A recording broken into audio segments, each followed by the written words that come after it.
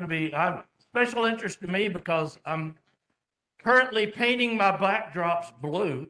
So anything on them would really help. So I'll let him take it away.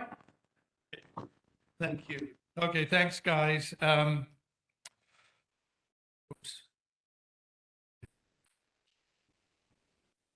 So I titled this Ideas About Photo Backdrops. It's not just going to be about how to do it. Obviously, that'll be part of it, but just some ideas as well. So I think for something like this, I can't do a full-blown teach you how to make your own backdrops. I can just point you in the right direction. So I'm going to talk a little bit about why you might want to or why not use photo backdrops. Talk about where you can get them from. You can make your own, but you don't have to.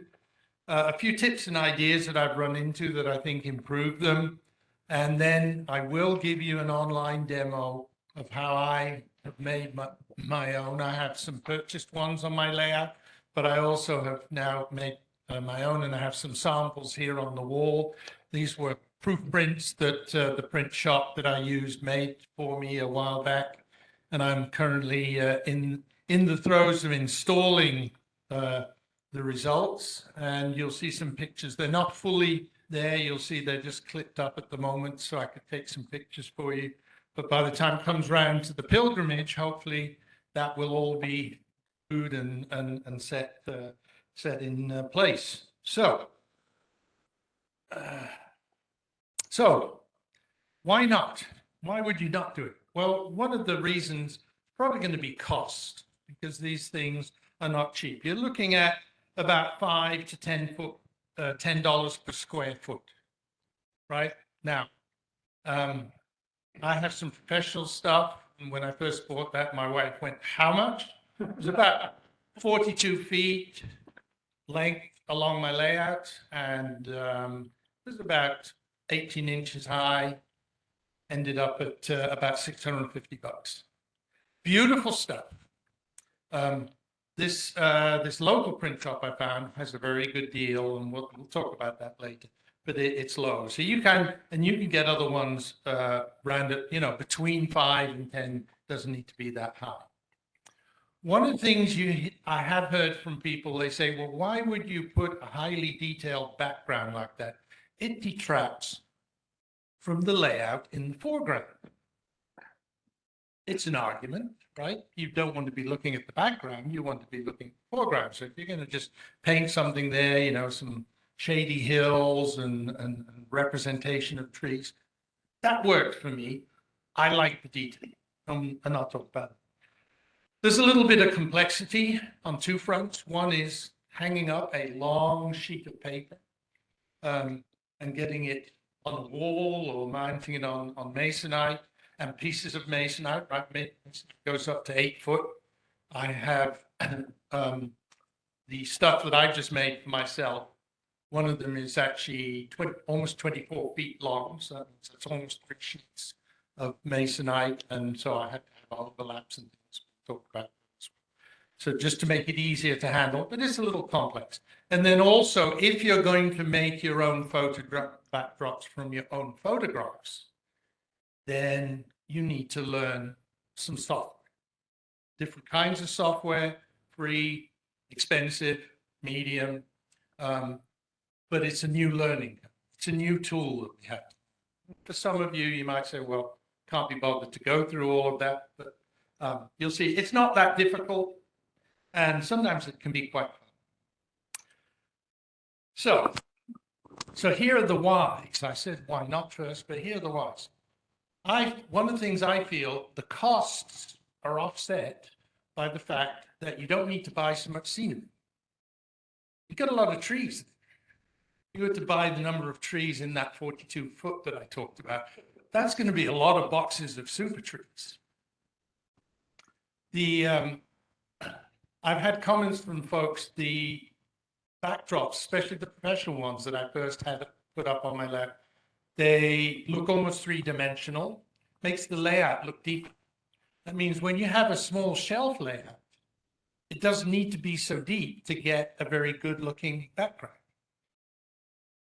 and therefore also allows you to have wider aisles and you don't need so much space. So most of my layout is between 12 and little bit over 18 inches, maybe going up to 2 feet, either side of the backdrop. Some of them, the peninsulas are obviously wider, but it's in the middle, there is a backdrop. And so it's roughly, it's one huge shelf layout.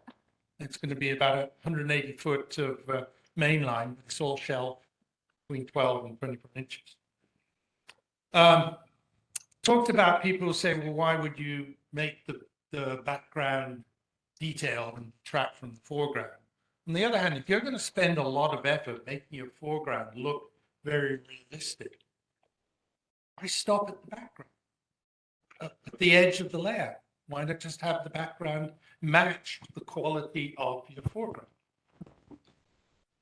If you're not doing photo backdrops, the alternative most people do is painting. Not everybody is an artist. I'm not. And that's one of the reasons why I wanted to go with photo backdrops, because I can't paint for topics. And I'm not about to get Van Gogh to come in and do it for me either. Anyway, so let's have a look at some examples of the layout. So here's the start. Over on the right is the start of that 42 foot, and it goes round in a U shape, comes up a peninsula on the left here. This is professional level picture. And you can see, and that's put up on masonite and then just put up against the wall there. It's from a company called Trackside Scenery, and he can put a road in where you need it. At the end, you can see my representation of the little river bridge, and I told him I need, X number of feet down, I need a river there, and it needs to drop down 6 inches below the level thing. He's pretty good at customizing, but it wasn't cheap. Here's some more from Trackside Scenery. This is actually Long Swamp Creek, for those of you that know the Georgia Northeast, and I know Scott knows that, and there's that little bridge that Tom Klamoski gave me a picture of, where it's sort of all different kinds of pieces of girder. I've tried to represent that here as well, but you can see that that background looks very good. I have a few trees on the left-hand side. Everything on the right is all picture, which I guess you wouldn't say. Here's some more of the of that one along the wall. The first one. This is my Marietta area, but you see the buildings are in there. Even the buildings can be customized. You can have names put on them and things like that if you want. And this is the other part of that U. So this is kind of towards the end now of that 42 feet. And again, for the Georgia Northeastern people, you see the Nelson plant there that the line goes through, and then that's actually the lines coming in here going into the Tate area. Yes. Yes. That is a scratch-built chicken coop, because one of the things I said, I may not be from around here, as you might guess from my accent, but I sure know that they have chicken coops here in Georgia. And this is chicken house. Chicken house. Yeah. And sorry? Well, I have a friend who actually worked for Tyson's, and she came over and she said, "You're only missing one thing here, and that's the aroma." I said, "I can live with that." And anyway, this one doesn't smell as much because it's disused. You'll notice the tree coming out through the roof there. So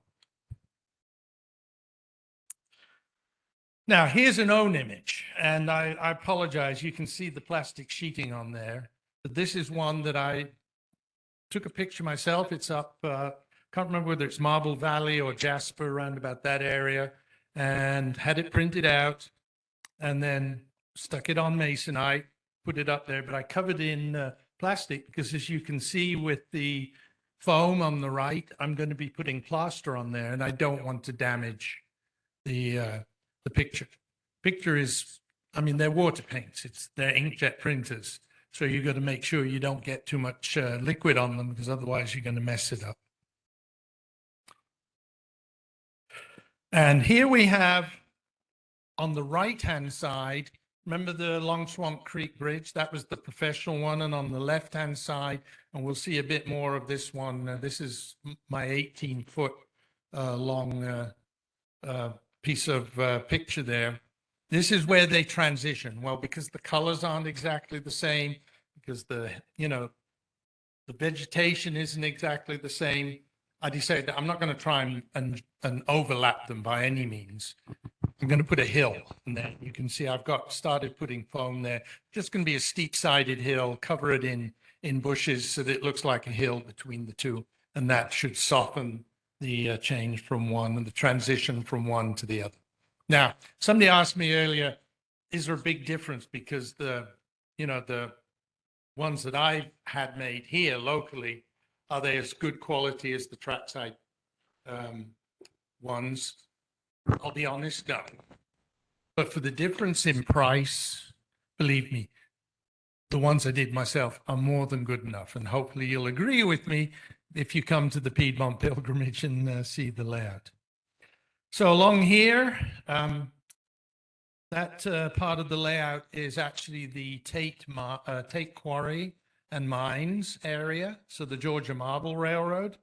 And you can see here, I've got the overlap there. It's not been glued down yet, and I've cut it deliberately jagged so that it will not show up once it's glued down. It's not as obvious as a butt joint or a straight line would be, because in nature, there are very few straight lines. These are actual real life pictures. Once a year, you can tour the Tate Quarry and they take you to the mines. They don't take you in the mines, but they do take you up to this overlook over the quarry and you can look down. I've been twice. I've got a plethora of photos and I use that. These are multiple photos that have been stitched together. And that's what I'm going to show later in the demo, how the software will do that for you automatically. And you can play around. I mean, the actual quarry doesn't look quite as wide as this. I've broadened this a whole lot just to fit it into my space, which is unusual for a railroad. Normally we're doing selective compression. I've done selective expansion for the picture, for the background. So over here's continuation of what we saw, from the right coming across here. And then you can see another piece of masonite there, which doesn't have a picture on. I just picked that one up this afternoon. When I started installing it, I found out I'd measured wrongly and that it didn't quite fit the way I thought. So I had to go make a new picture to add on, and now it's going to go around. That's actually, and again, for those who know that part of the world, Marble Valley, that's where Jeep Fest is going to be. Behind this building is where the entrance to Jeep Fest is going to be coming. So that's all stuff that's... And this building does not exist in the quarry area. It's more suitable for the mine, but I decided to put it here. I'm going to have another building over on the mine side. So here's taking a step back and just looking down that length. So what we just saw is over on the left there. And then you look down and you see it going around to where I had that transition. So this is what you can do yourself. And I think, it's looking pretty good. So where can you get these kind of backdrops? Well, first of all, there are a number of professional companies that do it. I mentioned Trackside Scenery. Walters Woodland Scenics also have photo backdrops. Some of the Walters ones are also paintings rather than photos, but I do believe they also have photos.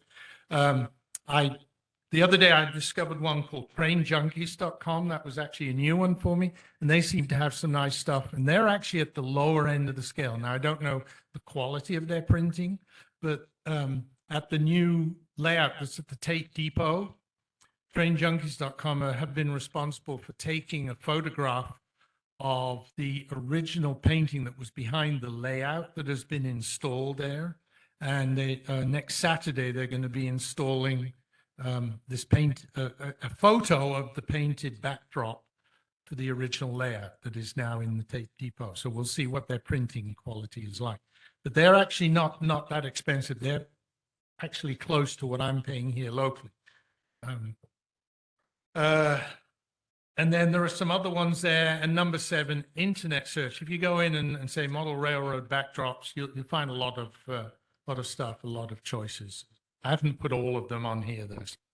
You can also create your own using the software that we're going to be talking about and do internet printing. There are companies that will do it for you. If you can find, I believe what Trackside does, and like I said, that was the nicest quality.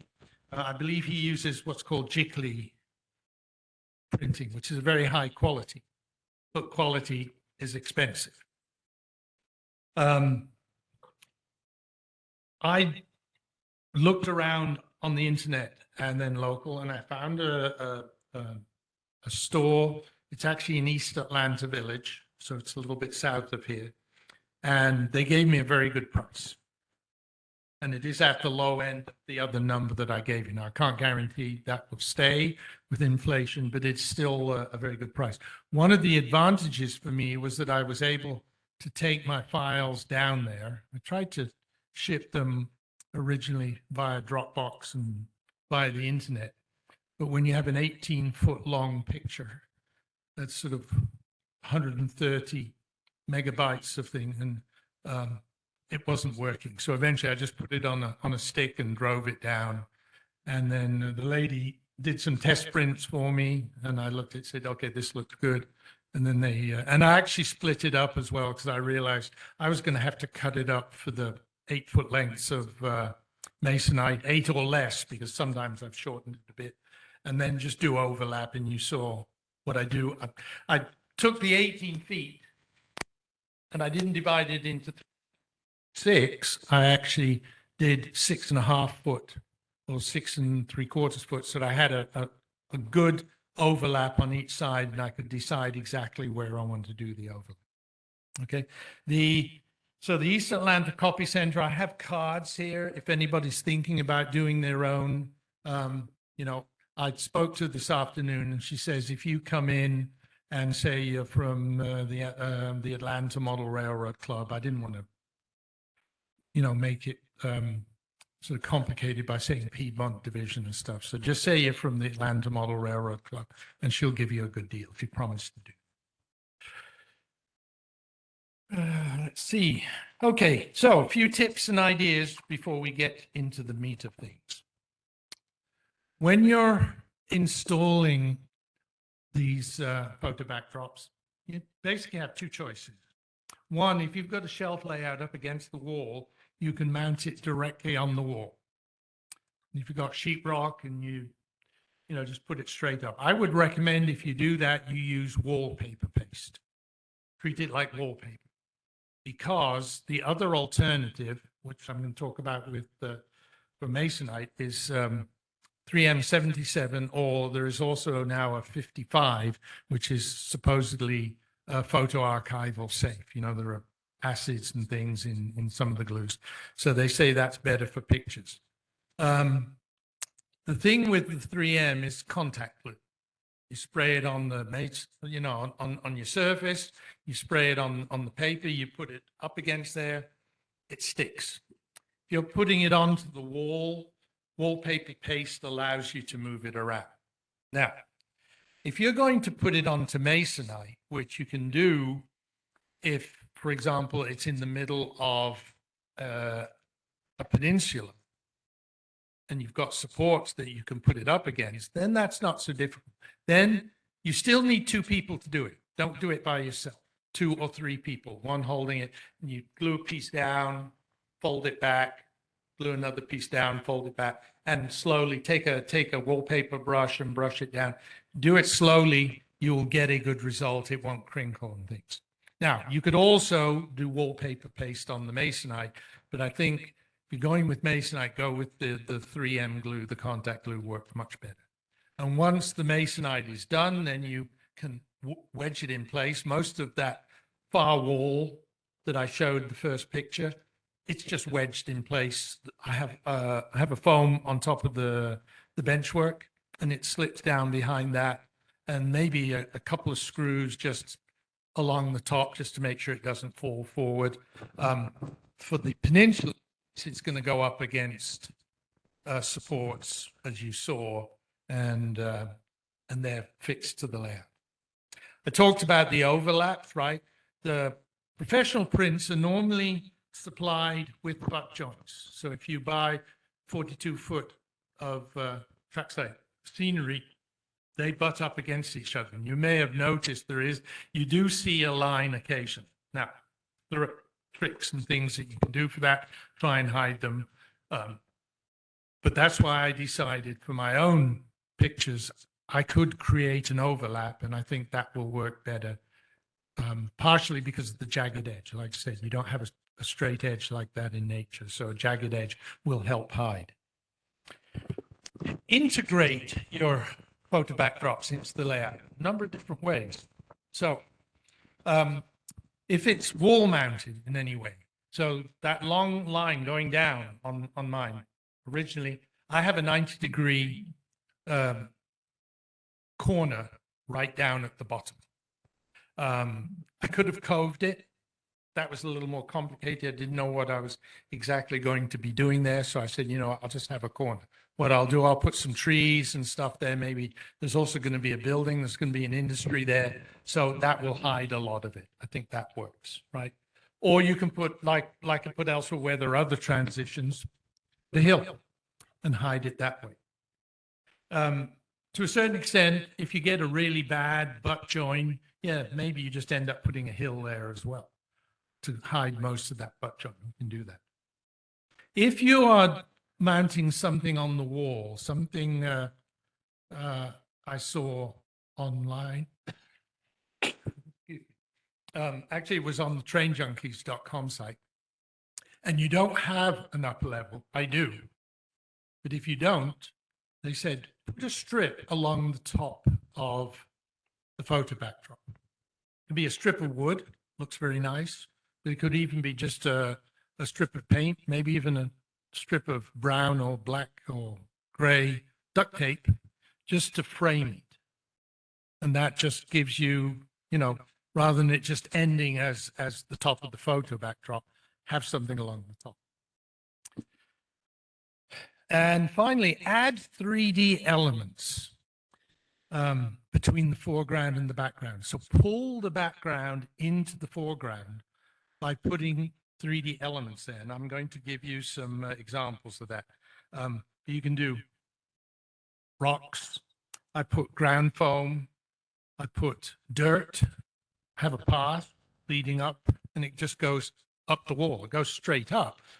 But your eye doesn't really notice it. It looks like it's going off into the distance.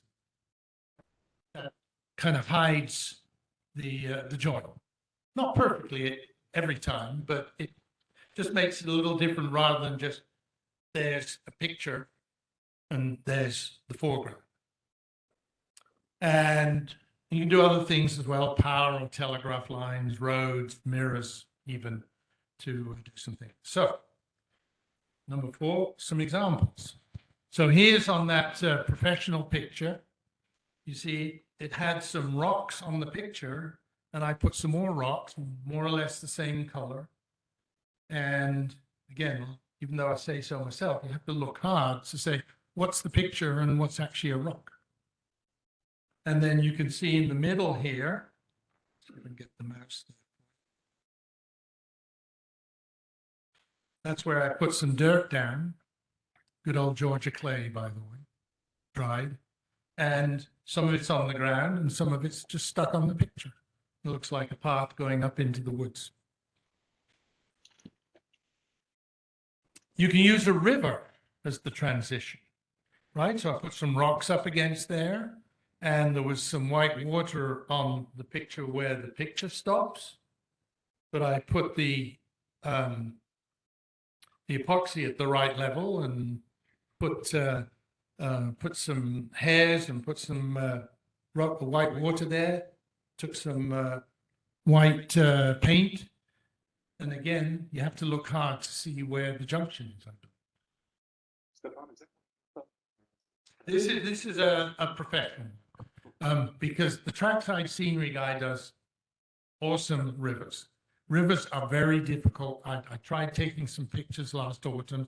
My layout set up in the autumn, and I tried taking some pictures. It is very difficult to get good pictures of rivers. So instead of spending $600, I spent, I can't remember, $50 for a sort of a 30 or 36-inch picture with the river in it. Put the river right, sort of 18 and a half, the middle of the river, 18 and a half inches from the right-hand side or whatever. And you did it beautifully. It does, doesn't it? Yeah. No, I'm really pleased with the way it's done. And you see some of the vegetation that I have over on the side. But like I said, the right-hand side, no vegetation yet. Well, except the ground floor, but no trees. You can do other things. Like I said, I mentioned power lines. You see the building over on the left, it's got a power line and those power lines are actually pictures. And so I just stuck it onto the where the that last power line on the picture is, and it just comes right out of the photograph. So you kind of leach in there. And notice as well, I mean, the buildings and the road and everything, that's all flat, but it doesn't look like it.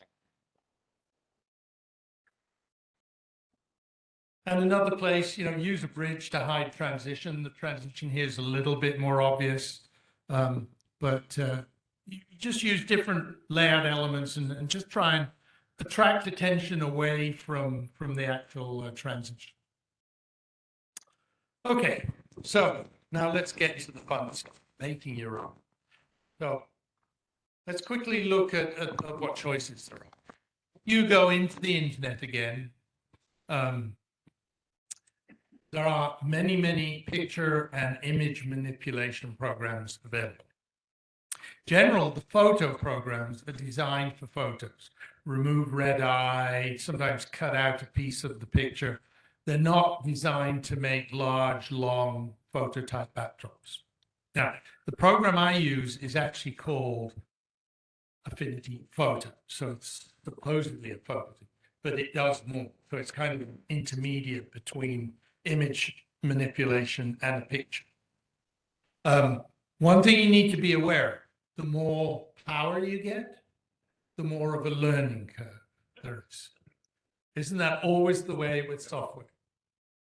Now, so there's a whole list of things, and like I said, you can spend hours. And I did spend a few hours going through the internet last year and looking at what the alternatives were. But I picked, I'll list 4 here. The obvious ones starts with Adobe Photoshop. That's kind of the graphic artist's tool of choice for pretty much the whole world, or sometimes Photoshop Elements, which I believe is a slightly simpler version. Probably the best known right now. Adobe prefers to sell it as a subscription, which is, I think you can still buy standalone. And then because they're older versions, they're not too expensive. But the subscription version, I didn't want to do that because I'm not doing this every day. If you're a graphic artist, yeah, let's do it. But I'm not doing it every day. So another competitor of Adobe has always been Corel Draw, and with a lot of these, it's kind of, if you've ever used it and you're comfortable with it, stick with it. Don't learn something new. But I was basically starting from scratch, so I could look around and do things. If you're really cheap, there is one called GIMP, or GNU Image Manipulation Program. It's a freeware. I have tried that in the past. Now, I've been in IT all my life, and I could not get the damn thing to work. I mean, I have a very simple thing, if I can't get it to work, it is not user-friendly. Now, having said that, if you had graphic arts training, you might jump in and say, oh, what's he talking about? It's dead easy. So try it out. It's a free download, and you might, it might work for you. I ended up, and there are lots of sites where they say, what are this year's 10 best image manipulation programs or picture manipulation programs. So I went through a lot of those sites looking at what they were saying, and this Affinity kept popping up, and that's the one that I ended up using, and I'm going to show you. And it is a licensed one, but it's only 50 or 60 bucks, and I said, for me, one time, that's a worthwhile investment. And given, you know, for my making my own backdrops now, I paid about for the 31, well, let's say 30, 35 feet that I have now printed at the print shop was about $280 instead of the $650 for 42 feet. So I guess I've already got my 50, 60 bucks back. So anyway, time for a live demo.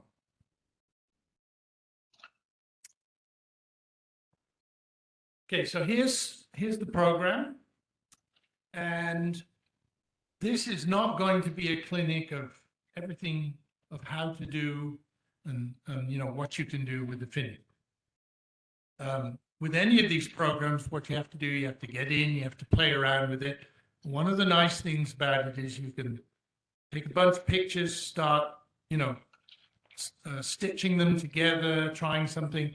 And if it goes wrong, it hasn't cost you a single cent, just time.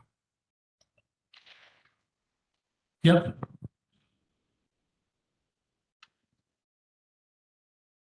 I will show. Yes and no. Yes and no, obviously, with these sort of things. So what I will do now, I'm just going to pull some pictures up. I'm going to stitch them together. I'm going to show you how you can remove elements, how you can cut elements, and just to give you some ideas of what are possible, or what I would just say, and often do this in any kind of software demo, is just do it. Play around with it, and you will learn.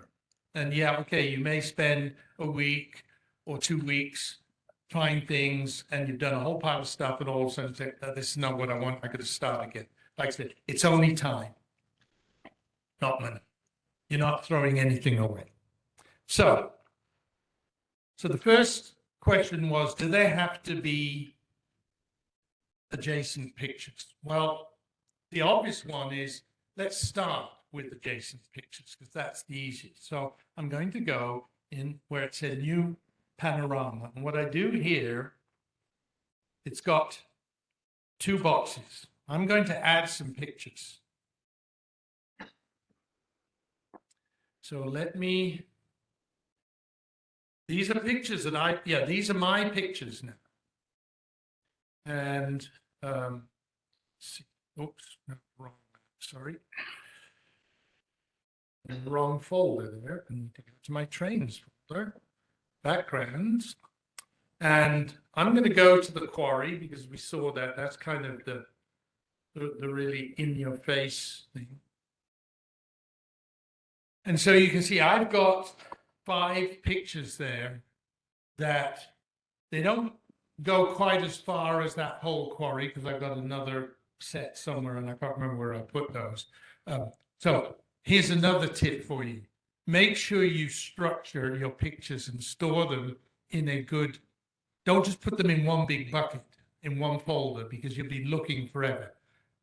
Make subfolders and group them together, because then that makes it very easy. When you want to make a string, like we're going to do, you just go to one place and pick all the ones in there, and it will do that. So what I'm going to do, I'm going to pick that. So I've selected all 5 of them, and I'm going to open that, and it's going to pull them in to that one thing. Now, I could go somewhere else and pull other ones in. If it finds a significant difference between the pictures, it is not going to stitch them as one panorama. So there has to be a certain amount of overlap. Otherwise, it says this is not a panorama. But there are other things that you can do then. What we're then going to do, we're going to take another piece of panorama, cut that, and then meld the 2 together. So overlay one over the other. And I'll show you how we do some of that as well. So I'm going to say stitch panorama, and it's going to go off, and you'll see the wheel spinning there, because now the computer is working very hard and it's looking at all these pictures, and you don't need to put them in any sequence. It's going to find the right sequence, and it will pull them up and put them in the right sequence to give you that particular piece of scenery in one strip.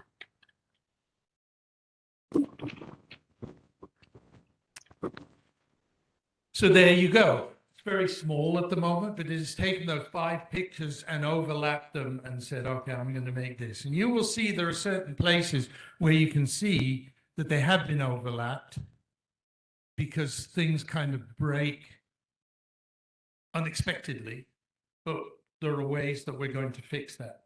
So I say, well, that looks good. That's what I want. Okay. And now it's going to go off and do a bit more calculation. It's made a kind of a small image, and there's our picture, and it's now rendering the full panorama. And those are our 5 pictures all stuck together. And you can see this is taken from that overlook that I mentioned that you can go on the quarry tour once a year. I think it's the first weekend of October always, and so I'm going to say apply, because the final thing is, yes, that's exactly what I want. And now here's my picture. Now, if you look, let me see if I can get my hand down there. See there's a break in the fence there, right? I don't want that fence there.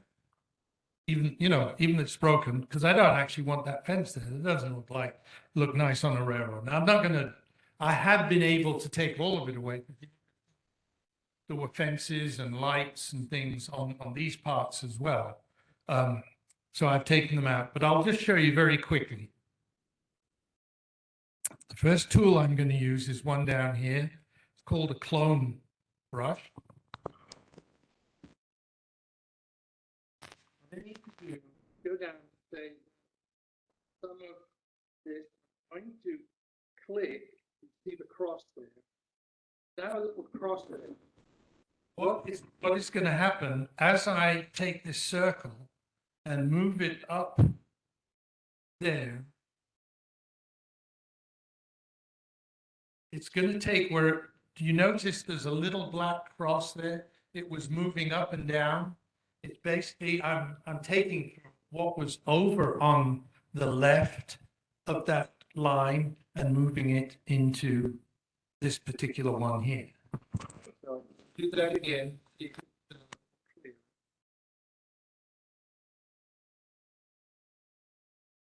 So you see, it's very difficult to see, but where that circle is right now, just above it is the black cross.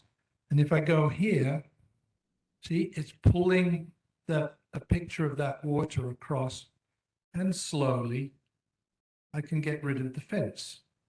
I can go along here and do the same thing. Now, occasionally my finger slips.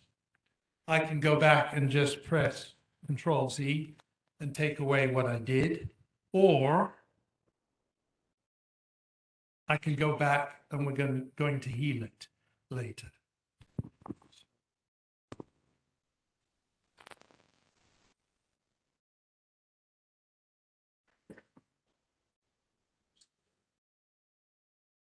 And this is not quick work. You need to sit down and just, like I said, play around, try it out. And you can get rid of most of the stuff that you need here.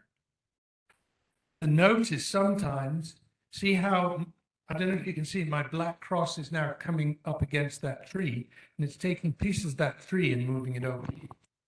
So again, I need my black cross, which I do using the mouse, and now I can come down here and get rid of this.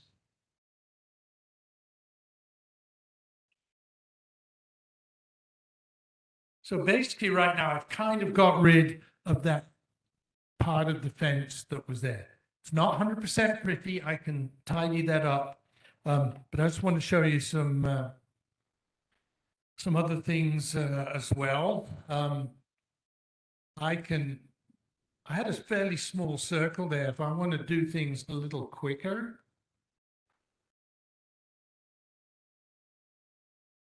I can make my circle a little bigger. Tree.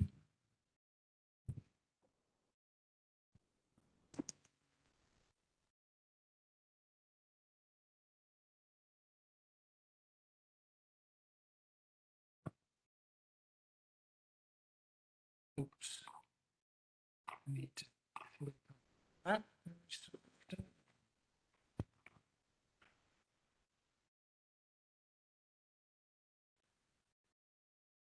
Like any demo, for some reason, it's not working.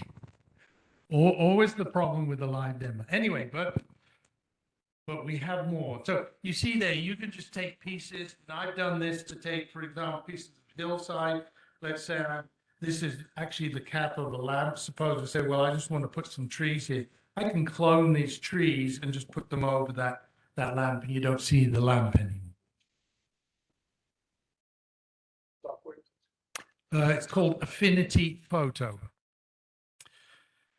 And like I said, but there is more. They have something called an in-painting brush tool. Now, the in-painting brush is really nice because what you do with that is I'm going to be drawing a line. See that post down there? Whoops. This works a lot better when you're sitting at a desk. Watch carefully. Like magic, that post is almost gone. And I can go back and say, okay, well, let's take that one out.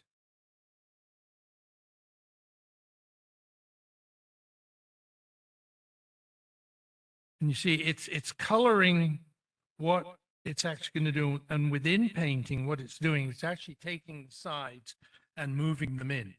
So if you've got a post or a lamp post or a power line or something that you don't want, it'll just pull the background in and interpret what the background should be. And now you see that post is gone. I want to, we can try and in-paint this guy, see what happens to his head.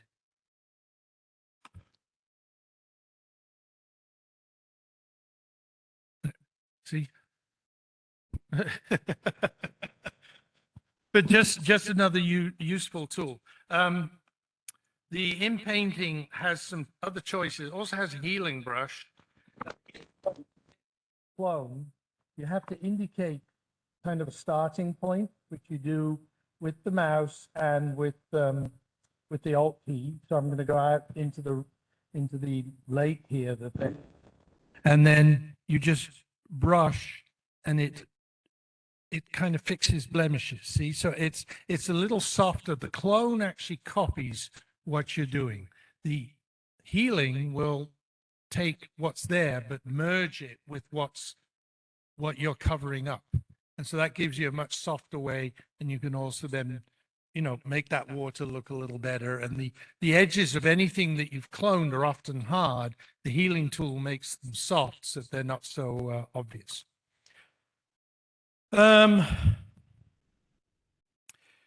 There's lots of other things you can do. At a certain point, we're working on this whole picture.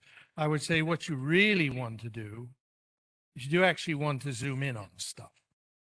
Because one thing I did learn, and if you look closely at these sample prints, you'll notice there are some places where, for example, the clouds have a very straight line underneath, because I didn't blow it up enough to see it. But so blow it up and work on these small parts just to make sure everything is good. Because remember, we're looking on the screen here. Inches high, feet along, you'll see a lot of the errors. So you really need to spend some time on that. No. But having said that, with some of today's phones, like an Apple 13 or something like that, the cameras are, really good. Now, we had some of these are taken with a point and shoot, probably 10, 15 years old, but still at the time it was fairly high megapixel. I have more pictures. My son is in wedding photography. So he has, Nikons and Canons and so I say, hey, son, can I borrow it for the weekend? He said, sure. And so they are very high quality, but that takes a lot of processing power as well on your computer. You have to have a,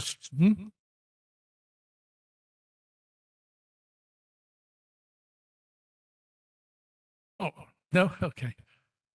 Hey, he owes me too much. Yeah. Now, so something else. Let me just do this because I said, let's go back.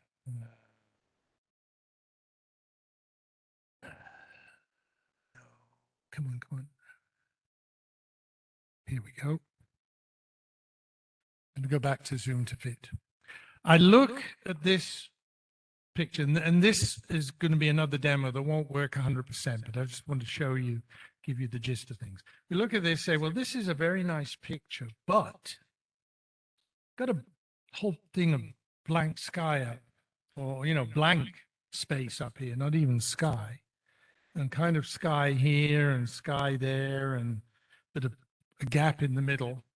Wouldn't it be nice if I could add some sky to that?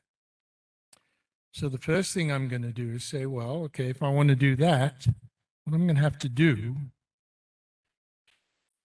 is open and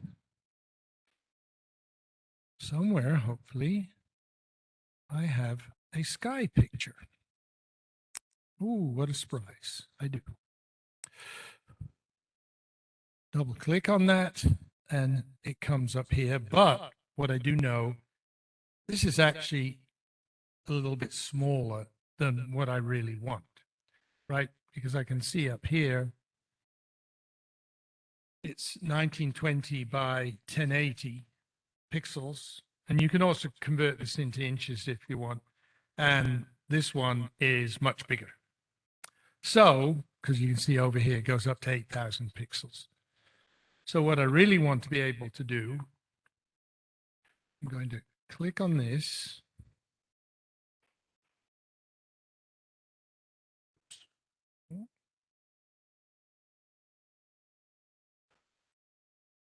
Going to edit, copy. I'm going to go back here. Now, over on the right here, we see we've got one line here. These are called layers, and this is where you can build layers of a picture. So what I'm going to do, I'm now going to say, edit, paste my picture in, and it's going to put that in there in a small, because that's the actual size when I compare the two, right? The stitch pictures are much bigger put together. What I can do is take that away, go here. So I've hidden the other picture, and now I can take this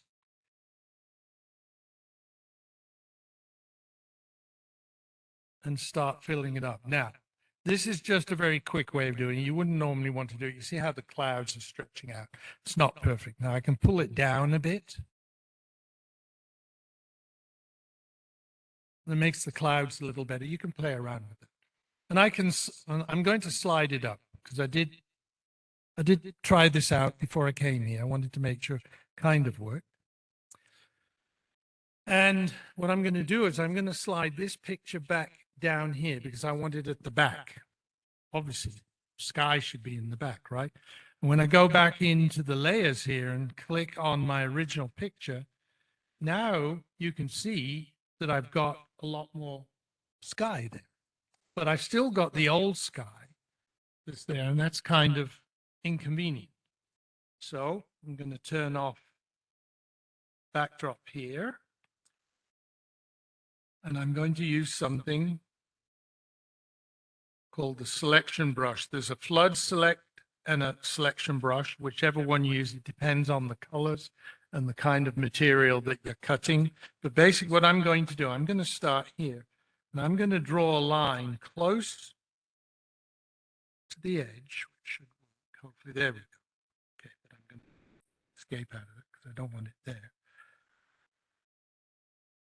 I'm going to go, and if I do it very carefully, like I said, it's a little bit difficult because it's a bit of a squish here. Let me just put this down so I can do it with two hands. It helps if I can steady myself.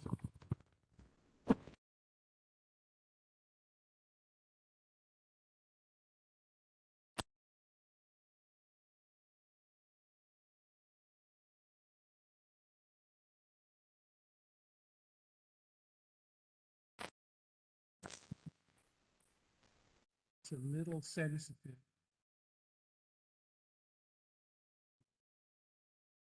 I'm looking.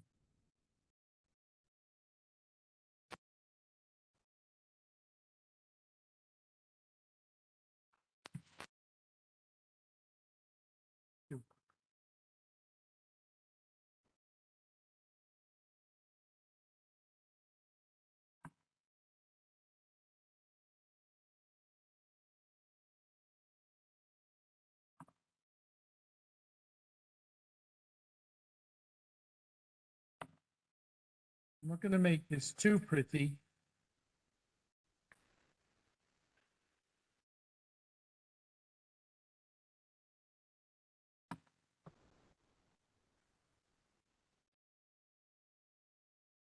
Well, like I said, I've had a bit of IT experience, so before I was getting good stuff, it was probably a couple of weeks doing an hour or two every evening.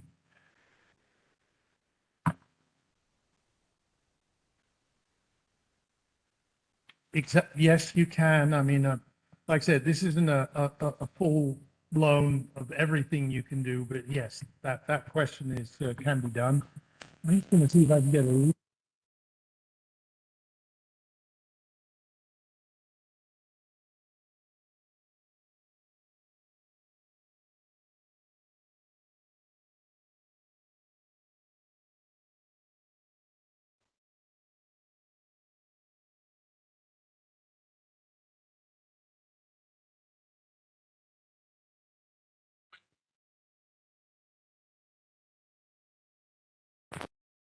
It's much easier when you're sitting at the desk. So let me just show you what I can do now. So I can actually cut this.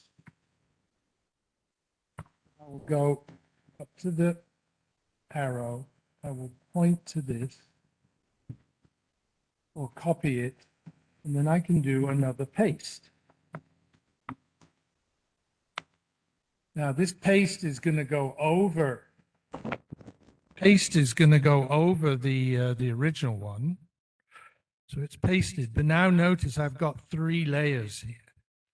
And so what I can do is I can do that. And now you see the piece that I've cut. And if I now bring my background in, now I have my sky all the way across my background. So in answer to your question earlier, where you said, if you don't have contiguous photographs, how do you do it? Well, you would make 2 pieces and then cut one along the edge and just overlay it there and just make sure you have sky, the same sky all the way across. And that's what I've done. I mean, you know, like I said, for my Quarry Peninsula, my Georgia Marble Peninsula, I've got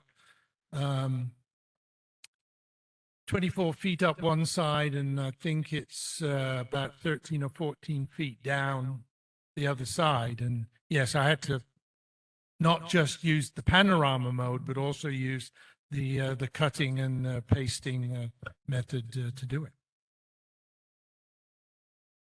I think, you know, those are the key things. This software will do a lot more if you want to adjust colors, because you say, well, you know, I want to do this, I want to do that. If you get really adventurous, I'm sure you could change some of this foliage and maybe into fall foliage. Probably a lot of work, because you'd have to zoom right in and you're kind of almost doing individual trees and changing them from green to more of an orange or a yellow.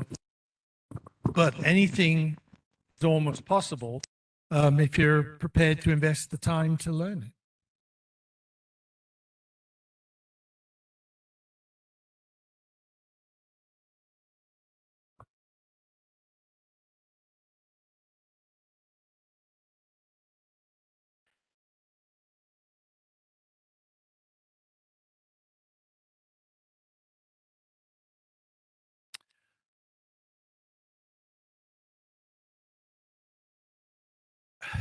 I haven't dug deep enough into this program. Now, I know there are programs, I think Adobe will do that. You can actually draw lines and you know, sort of change that. Oh, my son's done that, the stuff, when I was doing some pictures and I was doing a road and I wanted it, I'd taken it from a bridge, but I wanted it a bit more flattened and he helped with that. So it can be done, but like I said, with more power comes more learning curve. So yeah, this works for me, and that's why I said it. I'm pretty happy with it.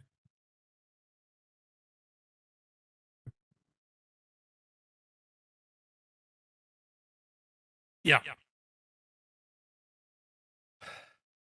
Again, I haven't found how to do that. Now, if I'd have known, because the quarry tour is only once a year, if I'd have known, I probably would have walked along that overlook and maybe taken pictures every so often, so it wouldn't be quite as rounded. On the other hand, when I look on the layout, sort of say, okay, so it's rounded, it's a rounded quarry, right? It works. And by the time you put structures and a few trees and things, you know, you're looking through the trees, what's there. It works. It's not perfect, but it works. Now, any other questions?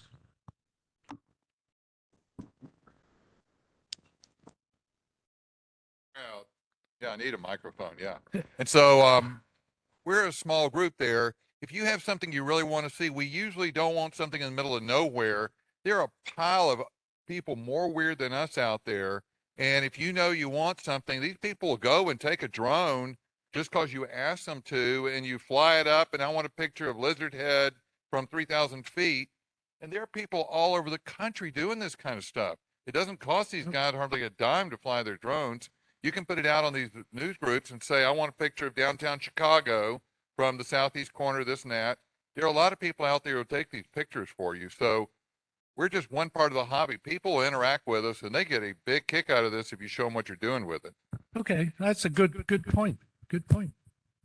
And that's a way to change your height view as well.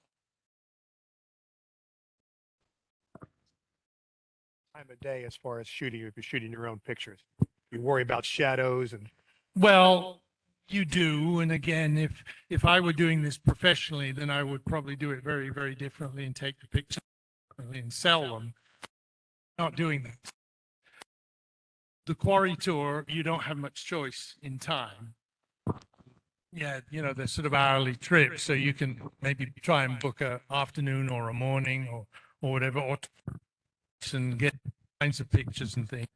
But I haven't gone to that level of sophistication. I was just glad I could get pictures and stitch them together and get a result. And yes, sure, it could be better, but and if I have one picture where I know I'm going to have a problem because yeah, some of the buildings do have a shadow and they've turned out very blue. And I'm colorblind, so it's difficult for me to make color adjustments as well. So I've decided I'm just going to either put a hill there or put a structure in front of it to cover these buildings that look like they're painted blue, but they're not. It's just that they're in the shadow. But yeah, you can lighten, you can change colors, or you just hide it. I have a question. Yep. Is this thing? No, yeah. You have an infinity photo, which is taken with, Nikon individual pictures. How about infinity video? So that you can take a video and spread that whole thing all the way down. Affinity does have a video program, so that it's part of a suite of programs, and they have a more complex version. So photo is kind of the entry level. But remember what I said at the beginning, with power comes a greater learning curve and more cost as well. So I tried out photo first, found out it could do what I needed. You can start with, I believe they let you have a trial and you can do a few pictures and then you can play around with it, but you can't save them, but you can see what it can do. And I said, this is doing what I need. And then I got the license. I think the question would be, can the printer handle the video? You would have to convert that. You would have to have that. And I'm not sure whether the Affinity Suite, maybe one of the more complex ones, could take that, a swept video and convert it in. Yeah, that's, Individual. yeah, that's what I was hoping that the software could do that, and then you'd give them whatever, that they can then print Yeah. this thing into however Um, like you want. I mean, basically, with computers today, it is almost possible to do anything if someone's programmed it. But you have to find the right program to do that. And I don't know whether this Affinity Photo probably does not. Maybe other programs in the suite might. And if not, maybe Adobe Photoshop does something like that. I don't know. I don't know enough about these. Drone, that's going to give you a video, Yeah. and that might be. Well, and you can always take stills from a video. I also have done some videography, and you can take a video editing program and bring it out. You can take pictures and then put them into photo and then together as a single panorama. Any other pictures? Any other questions? Yeah. I'm sorry. Yeah. If you have any more questions. Yeah.